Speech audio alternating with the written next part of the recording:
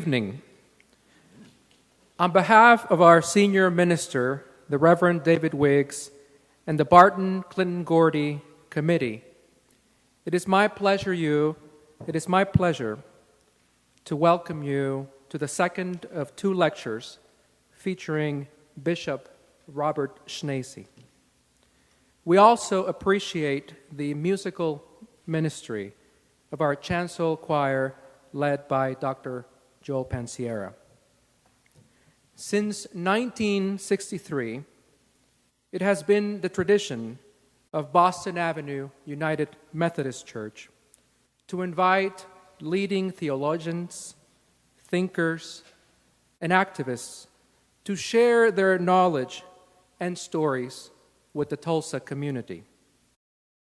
The Barton-Clinton-Gordey series honors the legacy of Dr. L.S. Barton, who was Boston Avenue's senior minister in the early 1900s. Fred Clinton, who helped establish Tulsa's first chartered hospital, and Ivy and Bona Gordy. Ivy was an Oklahoma Teacher of the Year, and his wife, Bona, a beloved Sunday school teacher and member of the church chancel choir for over 50 years. Our guest lecturers invite deep reflection. Their eloquent presentations often enrich us, challenge us, and bless us. The subject matter before us is the U.S.-Mexico border. This is a topic that has polarized our nation in recent times. Some of the narratives, real and imagined, that permeate the air have created confusion, sometimes fear among people. Bishop Robert Schnase knows the border well. Having been born in the border town of Eagle Pass, Texas, and having spent over a decade as senior minister in McAllen, also a border town, he is someone who has dedicated and weaved a life of service to others through his deeply feeling and practical approach to theology. And yes, through his roots as a son of the border. If you are ever close to the border, and I mean really, really close that you can touch it, you begin to notice the ebb and flow of the river, the chirping of the birds that come and go, and the heart of communities across both sides, which are deeply interwoven in a tapestry of bright color, culture, and imagination.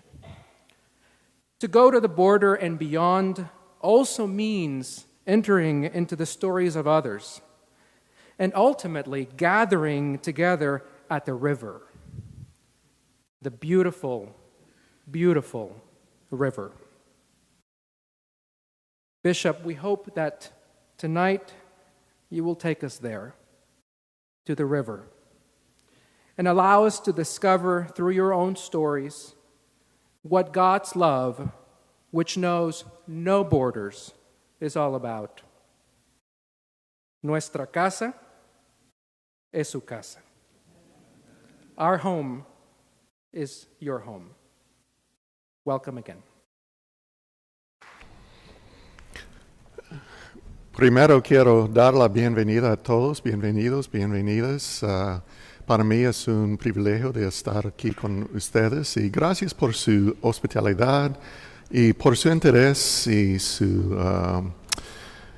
sus esperanzas para la frontera. Y gracias, Jose Luis, hermano, for your introduction. Thank you. For me, it's a privilege to be here, and I thank you for being here and your interest in the border.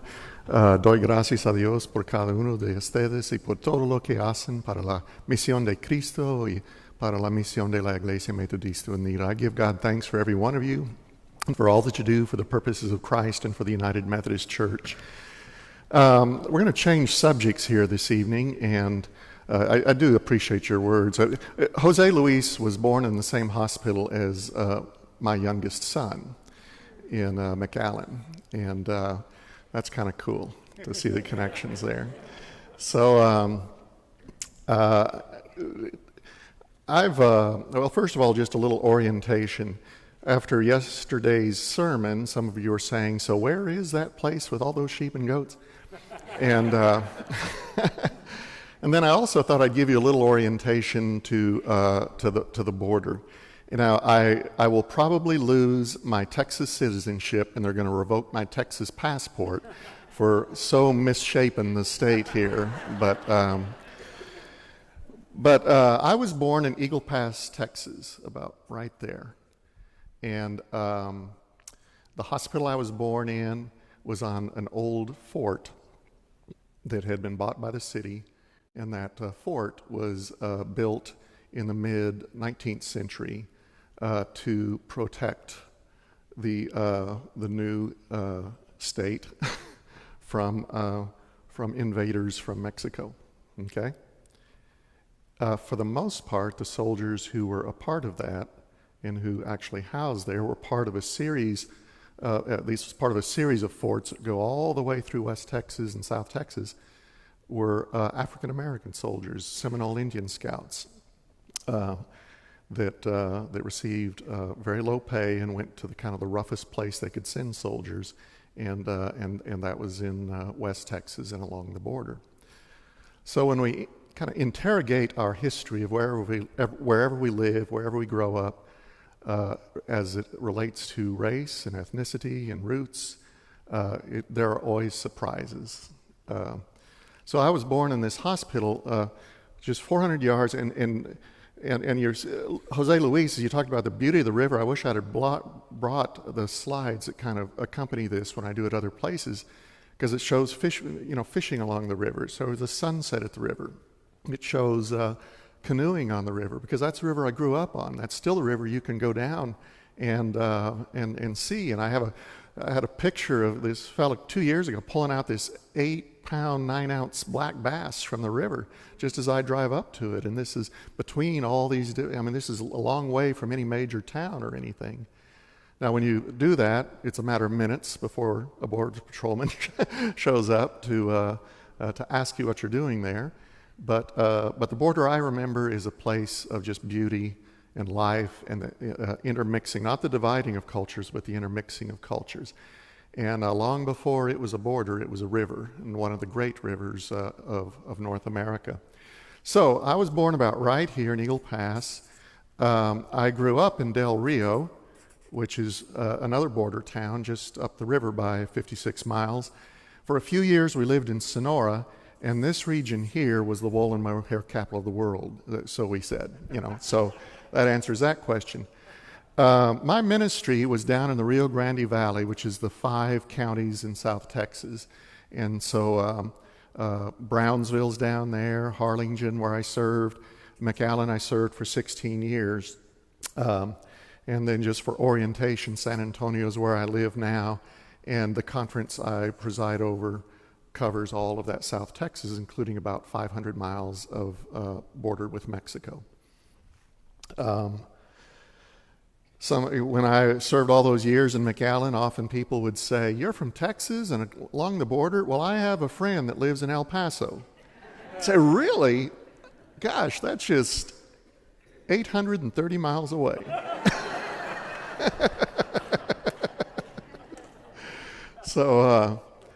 So back about 3 years ago, I was concerned about a number of things about how the border was being reflected in public media, and I realized none of that is the border I knew and loved, where I lived for all but a few years of my life, And I thought, what do you do about that? So this is before President Trump, in case you're wondering. This has been on kind of a pathway that has not been good for a long time, about how it's caricatured. And And so I tried to think of a way of just communicating more about that. And it took me to a kind of a different genre of writing. Most of my writing and books have been kind of church leadership material, or it's been personal devotional material. But I thought the best way of doing this might be to just tell personal stories. And so I started working on a collection that's called Border Crossing. And I've got about 8 of these completed. I probably have another dozen in mind. I don't know whether they'll ever be published as a book. A lot of folks have expressed a great deal of interest in that. But what I found a couple of years ago, that to actually read a story was very well received, even though that's not my usual style. I don't ever sit here with a leadership book that I wrote and say, let me read you this paragraph or this page or something. But I've done readings of these stories before 3 clergy convocations that each had about 300, 400 people present in different parts of the country. I've done it before different college ministries in the state of Texas. I've done it as a sermon at a congregation. Let's see, what else? I'm doing it next week at Candler School of Theology, doing 2 stories. And a couple of weeks later at Wesley Seminary in Washington, D.C. And so they're kind of taking on a life of their own. And they have 4 of them in audio are found at ministrymatters.com/bordercrossing. And I have a little stack of cards, if I don't forget it, that have the information about that. In the fall, Ministry Matters, which is a kind of a clergy church resource website for the most part, contacted me and asked if I would do a story about the border. And I said, I won't do that. I'll find other people to do the stories. But how about if I do an audio reading of a story, and then have, at that time, suggested my Laura Merrill, who's my assistant to the bishop, and grew up bilingual and has been preaching in Tornillo out by El Paso, where the detention centers are. Asked her to write a story, and so what we did is 4 weeks where I did readings, and then different people, mostly clergy voices from the Rio, Texas Conference, wrote articles about their experience, and those can be read at that site, and then the audios, you can listen to those. So just by way of introduction, why that name Border Crossing? When we cross a border, we discover people we otherwise would count as strangers. We become something different. Stepping across a border changes how we see ourselves, how we perceive others, and how others view us. Border crossing helps us live in more than one world. And border crossing has 2 meanings. First, it's a point of departure from one place and the entry point to another. It's a threshold, it's a place of transition, such as the border crossing is a few miles ahead. Things will be different when we get to the border, when we cross it, even if we're uncertain about what that will mean. A border crossing can be physical, such as a checkpoint between countries, or a border crossing can be intangible, such as at the point where we cross, the point we cross within ourselves to decide to do something differently, or the point of connection when we seek to understand someone unknown to us. Border crossing also refers to an experience. How was the trip? Well, it was fine, except it was a pretty difficult border crossing. In that sense, a border crossing is movement, transition, growth, change, stepping from one way of understanding to another. And I would argue that our lives are comprised of a series of border crossing. And the more adept we become at putting ourselves in situations that will change our minds, the more we will experience growth. We must cross borders if we're going to have a better world, because we're so polarized, distant, and distrustful of each other. Border crossing helps us coexist despite language and cultural differences. For me, border crossing has been done sporadically and imperfectly. At times I've been ashamed of my timidity, and other times I'm humbled by who I meet and what I learn. These stories include moments of fear, hesitation, failure, resolve, and growth. They describe early attempts at composing a life different from the one that was scripted for me. The theme is simple. We should be willing to put ourselves in situations that will cause us to change our minds, or more importantly, our hearts. When we cross a border between nations, or in our communities, or in our neighborhoods, or within ourselves, old certainties are replaced with new ways of seeing the world. Christ enters people's lives and dissolves existing attitudes, perceptions, and assumptions, whatever they may be. Jesus asked his disciples to leave their nets, to pick up their mats and walk, to journey away from their homes to follow him. He invites his followers to make becoming uncomfortable a spiritual discipline. Jesus was a border crosser. He dined with tax collectors and sinners, breaching Pharisaic restrictions. He told stories of Samaritans drawing people across borders that they had indelibly etched in their minds. He spoke to a foreign woman at the well, overstepping boundaries of propriety.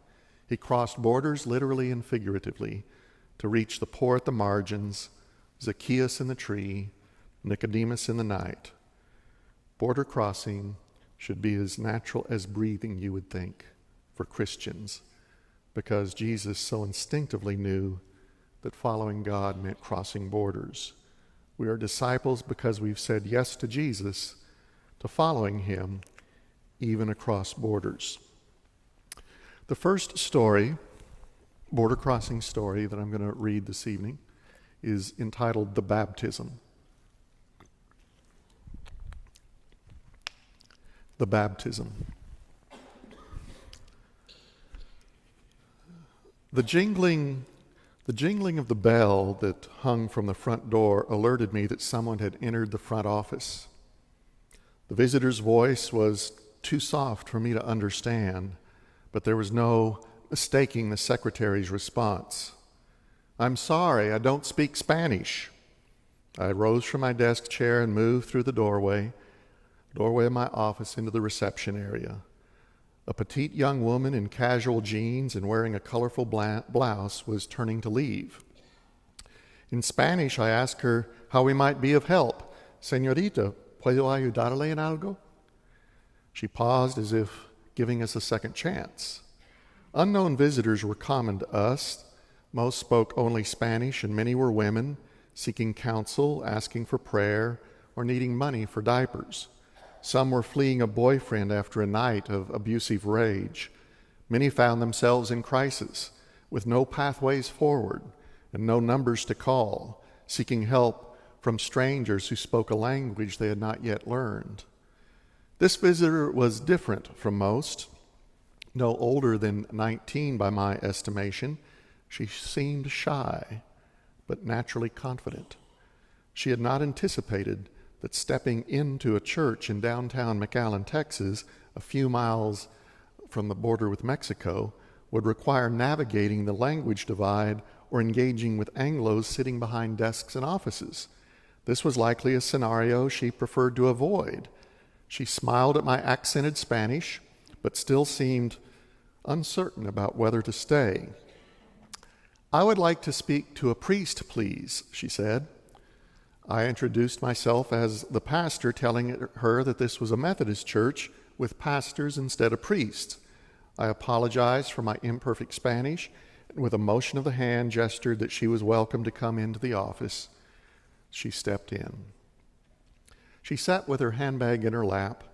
Her straight black hair fell to her shoulders unrestrained. She seemed tentative, an uneasiness that was more than timidity. A discomfort, perhaps, because of differences in language, culture, gender. Her eyes searched the room, darting from diplomas on the wall to photos on top of cabinets to papers on the desk, as if trying to discern whether this was a trustworthy place. Her simple clothing and jewelry were fashionable but inexpensive, her mascara carefully applied but not extravagant, giving her a pleasant and professional appearance, not unlike hundreds of young women who worked as sales clerks, cashiers, and food servers within a half-mile of the church. I left the door to my office half open, and we exchanged names. Hers was Leticia. "Do you baptize babies?" she asked in Spanish. Never had a stranger stepped into my office off the street to ask that, and my look betrayed my surprise. She edged forward in her seat and reworded her request.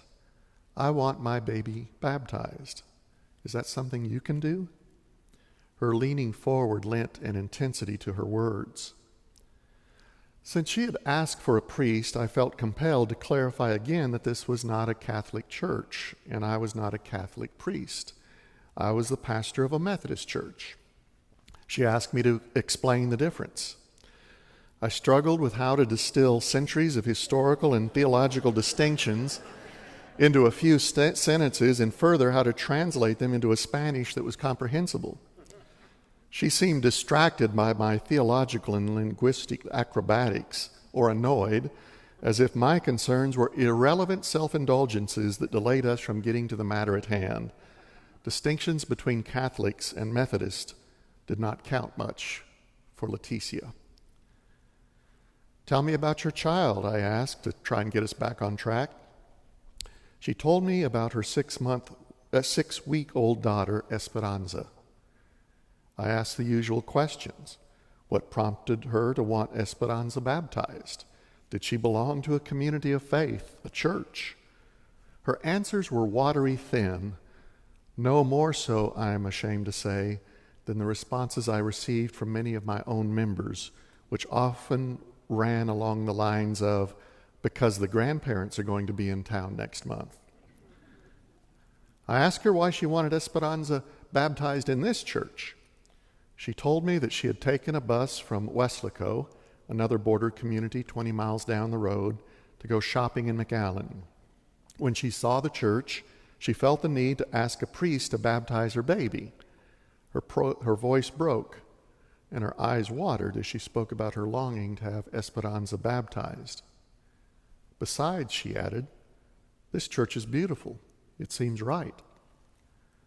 Again, I wondered if she was clear about this not being a Catholic church, and questioned whether my language skills had sufficiently covered the point.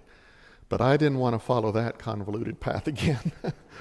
Our church building was a historic Romanesque structure built with early Texas mission motifs, including red Spanish tile roofs and stonework arches replicated in doorways and along covered walkways.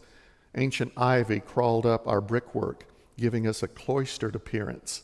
Countless travelers, transients, and visitors stepped into our sanctuary, assuming that they were entering a Catholic church.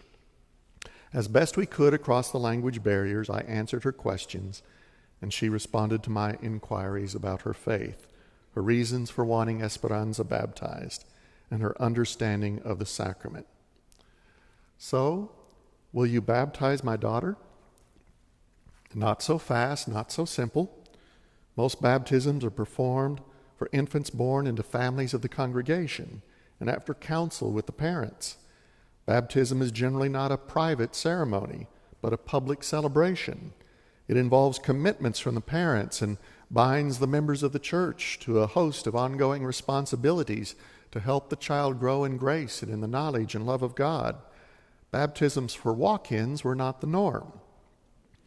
On the other hand, I had made plenty of exceptions. The infant in the hospital, whom I baptized moments before she died. The inmate in the county jail, who had never been to our church. The woman who lived in an abandoned boxcar in Mexico, who asked to be baptized while a few of us were delivering food. Decades before, during that tender time when my own parents were exploring whether to join the Methodist Church in Texas, they phoned an unknown pastor in Nebraska. They had never visited his church, but they asked if he would baptize my baby sister so that nearby relatives could be present. He graciously agreed. What would have happened if that pastor had said no? Would my parents have turned away from the Methodist Church? I preferred to err on the side of grace. I've turned down requests to perform weddings because I believe the marriage was ill-advised. With funerals, my policy was to accommodate whenever possible, unless I encountered a bizarre request from someone wanting to be buried with his Ford Mustang or to have her ashes scattered across the floor of a casino. I say yes to baptisms because the efficacy of the sacrament does not rest with the level of understanding or the purity of the motivation of the parents, or with their ability to articulate the meaning of the event. I counsel parents as best I can, but I trust God to be active, even if the baby is completely passive, totally asleep, or screaming like a banshee. God's grace is present, even if the parent's greatest concern is whether the photographs will do justice to the needlework in the baptismal gown. Who else will you invite to the baptism, I ask? Grandparents? Relatives? She said it would be her and her baby and the priest, of course. I thought, no family gatherings of cousins and aunts and uncles? The simplicity contrasted with a practice among many Hispanics of throwing elaborate celebrations for baptisms, complete with ancestral baptismal gowns, embossed invitaciones not unlike those for weddings, and recuerdos or mementos for relatives. The earnestness of Leticia's request nudged me toward performing the baptism. And even though I wondered what family circumstance made her forego inviting relatives, or even the baby's father, I was preparing to do the baptism. I was ready to walk through the questions I would ask her at the service and set a time, perhaps with a few church staff members present. Then I would baptize Esperanza. When you baptize a baby, she asked, do you give a certificate? ¿Cómo? I said instinctively. Excuse me? What did you say? I needed her to repeat that request. She proceeded to describe a baptismal certificate, a document that had the baby's name, date and place of birth, along with the parents' names and the date and place of the baptism, signed by the pastor. Would she receive one if I baptized her daughter? She knew what she was asking for. Alarms began to blare when I grasped what she was asking. Something within me began to wither. She entered my office wondering whether she could trust me. Now I found myself questioning whether I could trust her. Along the border, few things are as important as papeles, papers, documentos, documents. Do you have your papers? Has he applied for his papers? When will she finally get her papers in order? Few things are more frightening than to be caught sin papeles, without papers, even though thousands of people live and work without having them in order. Papeles refers to documents that give legitimacy to one's citizenship or one's ability to work or to travel or merely to be present in the country. Papers are green cards, passports, entry visas, birth certificates, work permits, social security cards, travel documents, embassy letters, consulate receipts, tax records, pay stubs, utility bills, vehicle registrations, military discharges, and driver's licenses. Papers come with signatures of authorities, official stamps, embossed seals, government watermarks, laminated cards, or photos of faces. No border is complete without protocols related to papers. Papers grant privileges, rights, status, standing, security, future, or they deny these things. Without papers, doors are closed, opportunities limited. Without papers, people live in fear, go underground, become vulnerable to threat and abuse. With papers, doors open. The future is unlimited. Immigration issues are the waters through which people swim daily along the border. Immigration is not abstract principles or distant politics. Rather, it is about where you work, who you work for, who works for you, whether your children attend school or your grandmother goes to the hospital. Immigration status determines if you find employment, live in decent housing, drive a car, or feel secure reporting a crime. The distinctions between citizenship or alien, between legal and illegal, are not always black and white. There are shades of gray and dozens of statuses, including work visas and entry for families of those with work visas and permanent residency and a whole slew of others. Doctors, lawyers, accountants, day laborers, maids, farm workers, cooks, cashiers, all rely on papers to work and live in the United States. Papers matter. Where babies are born makes a difference for the rest of their lives. Yes, we give a baptismal certificate to the parents when we baptize a baby, I answered. But I was thinking, was the baptism a ruse? A way of getting me to sign a certificate that says her Esperanza was born in the United States. A record of baptism that indicates a person was born in the U.S.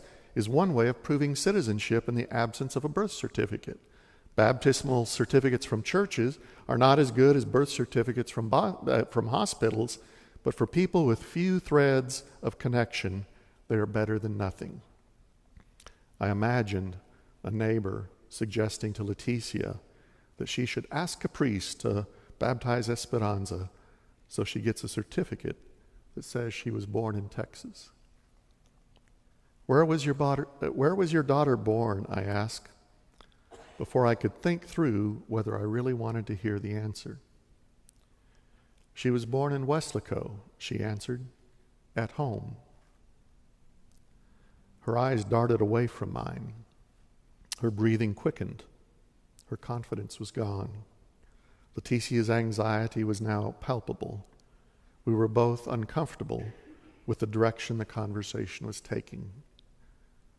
When do you want to have your baby baptized? I asked, and she told me that she could bring Esperanza the next day. The moment of decision had come. Would I baptize Esperanza or not? I was young in ministry at the time and unsure of these things. But I wanted to mull this over, pray this through, talk with someone about what to do. I wanted more information. I needed time. I felt unprepared and barely competent for understanding the dynamics of the conversation. My mind reeled through possibilities. What was at stake for me, for my reputation, for the church, if she drew me into an attempt to legitimize citizenship? What began as a pastoral request now seemed fraught with moral implications and legal consequences. Every pastoral intuition told me to baptize Esperanza. But another part of my brain pushed back, the suspicious, fearful, cautious side. I needed a pause to regather. I wanted help.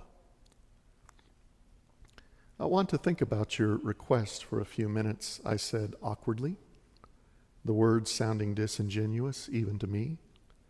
I asked if she would please wait in the reception area for a few minutes, never thinking about how she might perceive this. I didn't know what else to do. She sensed that my confidence had lapsed as well. Some dynamic between us changed, which the differences in language and culture made difficult to understand or articulate. Something was at risk now for both of us that hadn't been there before. She shook her head slightly, as if unconsciously needing to communicate her anxiety about what might follow, and she stood to leave for the waiting area. The bright, lively eyes that had communicated purpose were now overshadowed with a sad, contemplative air and a vulnerability. As soon as Leticia stepped out, I closed the door and reached for the phone. I called a lawyer, a friend and confidant who I had asked for counsel on several occasions before. When he picked up, I replayed the conversation. Questions poured forth. Should I ask to see a birth certificate before putting the baby's place of birth on the baptismal certificate? Should I require proof of Leticia's legal residency? Would it make a difference if the father of the baby was a citizen? If she's here illegally, am I breaking the law, aiding and abetting some sort of fraud? I didn't even know what abetting meant, but I'd heard it enough on television that it flowed smoothly off my tongue. After my run of questions, there was silence. My friend sighed, and he said, "Robert, you are not the Border Patrol. You are not an immigration official. You are not her employer. You are a United Methodist pastor, period. Have you ever required other parents to show you the birth certificates of their children before you baptize them? Of course not. Talk to her about baptism and ask the questions you usually ask parents. Then you decide whether to baptize Esperanza." My face burned with embarrassment. What he said was so obvious. Why hadn't I seen it? After we hung up, I stared at the handset, stunned by the utter simplicity of his advice. I was so relieved about the way this now was unfolding that I smiled and jumped up from my chair to invite Leticia into my office to confirm the details of Esperanza's baptism. Leticia was gone. The reception area was empty. She sat down for no more than a minute and then left without saying a word, the secretary reported. Whatever anxieties my questions stirred up were no doubt amplified by inviting her to step out while I closed my office door. She likely feared I was calling authorities to report her for something. I rushed to the street and looked down the sidewalk knowing it was too late. I would never see her again. Like a magnet beside a compass, papers and politics pulled me off course, distorted my calling, confused my sense of direction. I mishandled the whole situation. I felt alone and regretful. Fear kept me from crossing a border. A lesser version of myself had won. Leticia remains in my mind until today. She seems present at each baptism I've performed over the last 30 years. She shapes every conversation I have with parents about the sacrament.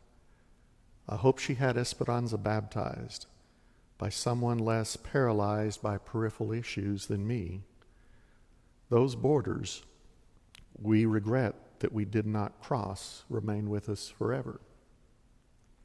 The most significant baptism of my ministry was one I never performed. What was Leticia looking for when she walked through our door? Whether she was focused on the sacrament or grasping for a thread of hope that perhaps a priest's signature might open a door to legitimacy, she yearned for the well-being of her baby. What would you do for the good of your children? Joseph and Mary took their baby Jesus to a foreign land to avoid an emperor's capricious and deadly edict, crossing borders along the way. Would you and I do the same? Would we fudge to get documents? These are borderline questions. Explicitly or unconsciously, baptism expresses hope for future well-being. Baptism highlights the gift-like quality of God's grace, a love that is not earned or achieved. Nothing you have makes any difference, not even a birth certificate. My father altered the date on his birth certificate to enlist in the Marine Corps underage to escape a difficult home situation. When he became a federal law enforcement officer, he corrected the birth date. Now we tell the story to next generations with pride for his audacity, his courage, for his service to the country, and for the decision that changed his future and ours forever for the better. After looking for Leticia, I returned to my office and closed the door, contemplating the many and varied worlds that coexist along a border. I had a car and a garage to park it in, insurance for health and life, a reliable income and good home, Social Security, access to doctors and lawyers, an education as reflected in the diplomas on the walls, a family as seen in the photos on the cabinet, a job as evidenced by the papers on my desk. How different Leticia's world was from mine. The borders that separated us so numerous that it makes my head swim. We live unaware of how others experience the world when they are not in our life. We have no interaction until cultures clash. An immigrant mom steps into a middle-class church. A white officer encounters a black teenager.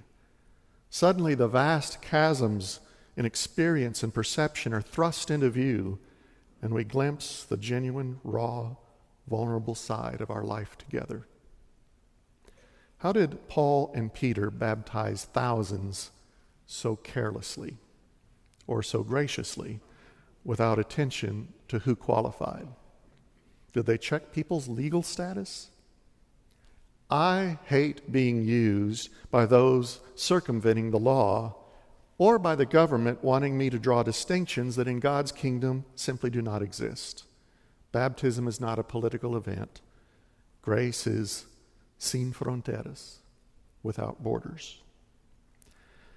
Baptism, the word derives from the Greek baptismos, meaning to wash or immerse.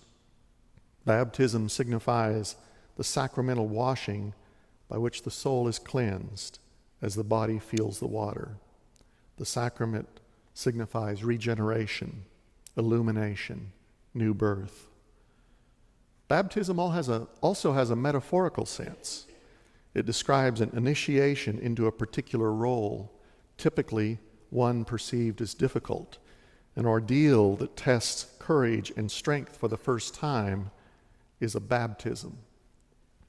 The experience with Leticia constituted my initiation into the ambiguities of ministry along the border. The baptism that did take place that day was my own.